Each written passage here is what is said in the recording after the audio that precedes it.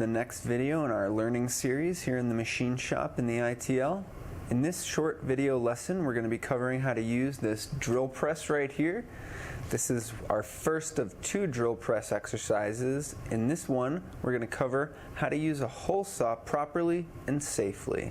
As with all of our video tutorial series, we're going to first start with safety, so please make sure you have your safety glasses on and your fingertips all the way to your elbows are free and clear of any entanglement hazards.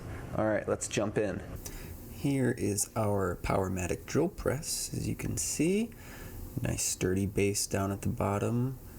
Above that we've got our table with our clamps. Above that is our quill feed, allowing you to actually drill into your material.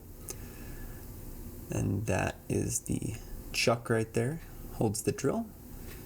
Here's our speed adjustment knob. You'll only adjust the speed while the drill press is on. Keep that in mind. On and off switch. When you turn the machine off, it does take a second to fully stop, so keep that in mind. On the side we have a work light, just in case you need more light.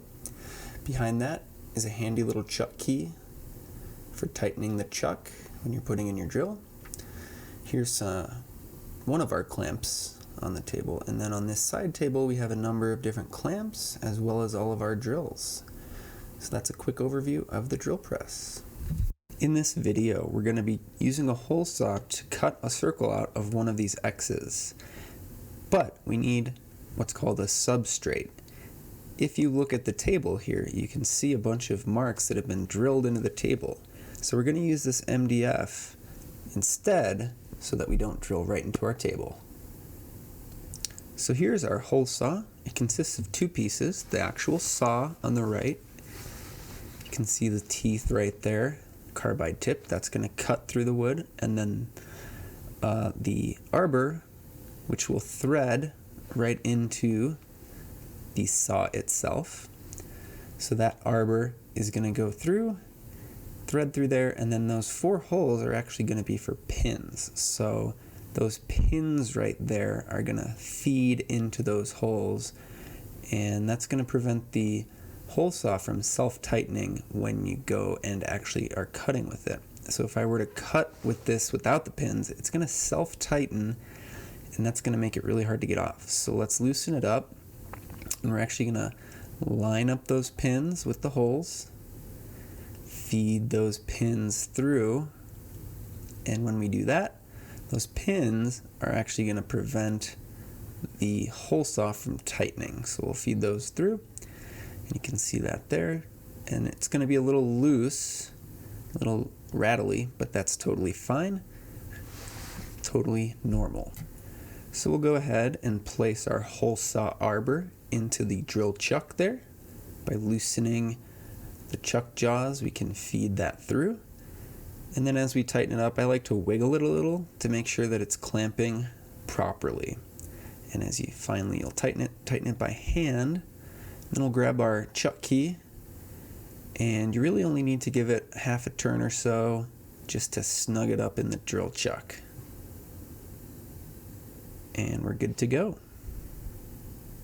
Now that our saw is all set up, we can move on to the clamps. So these are our sliding clamps that we're going to use for our hole saw. They move all around the table, and they're really easy to set up, and they hold the part down quite well.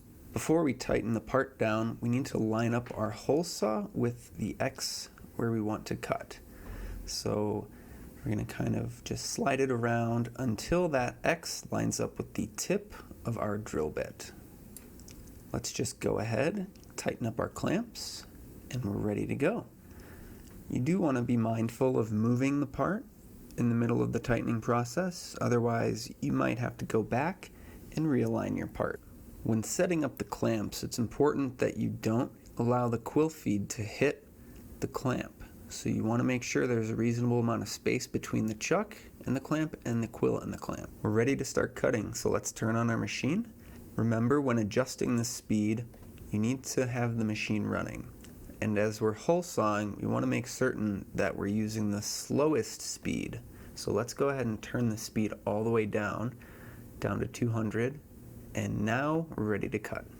We're going to use a method called pecking, where you go in and out of the material a little at a time. So let's start by engaging the saw with the material, and we'll come in after a second with a wire brush and brush away all of this sawdust. If sawdust builds up in the tool, it can lead to your wood burning and smelling and potentially starting a fire. And we'll just keep doing that until we get through. And when you get to the final stage, the puck is actually going to come out with the saw, and you'll be left with a nice clean hole. We'll go ahead and turn off our machine, and notice how long it takes the spindle to stop, so be careful of that. We'll go ahead and take our hole saw out of the chuck in the same manner with the chuck key, and it should come right out. Now we notice we have our puck is in the hole saw, so we have to take that out. Simply unthread the pins from the saw. Step 1. Step 2 is going to be twisting, so unthreading that saw from the arbor, and you'll have to kind of start pulling now in order to get that drill out. Sometimes it can be tight.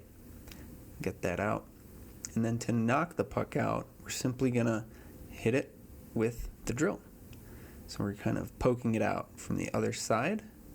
Eventually, it will pop right on out.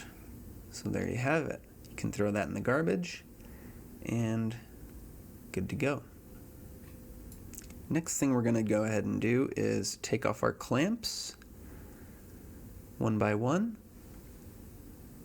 And you could blow this off with an air gun right away. However, that's going to create a big dust storm, so we want to avoid that. So what we'll do instead is we'll just take this to a garbage can and literally just dump the sawdust directly in there for a much easier cleanup.